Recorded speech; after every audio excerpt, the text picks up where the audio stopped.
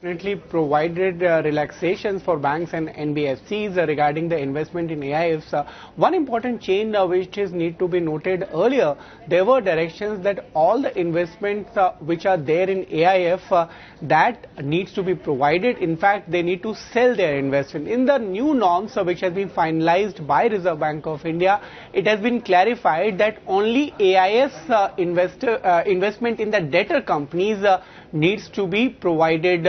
So that relaxation is being provided by Reserve Bank of India. For instance, if 100 crore is invested by any lender in AIF, and in turn the AIF has invested 50 crore in any of the debtor company. Now only 50 crore needs to be provided, not the entire 100 crore. So that relaxation is something needs to be noted, and collected exposure for all regulated entities is now capped at 20%.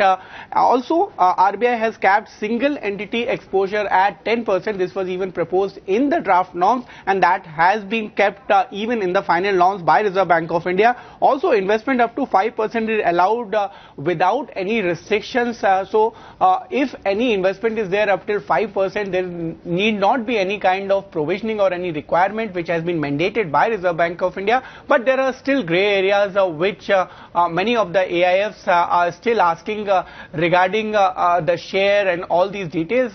So we understand that much of the clarity has been provided by the regulator regarding investment in AIFs, and more so for banks and NBFCs who can make investments in AIFs.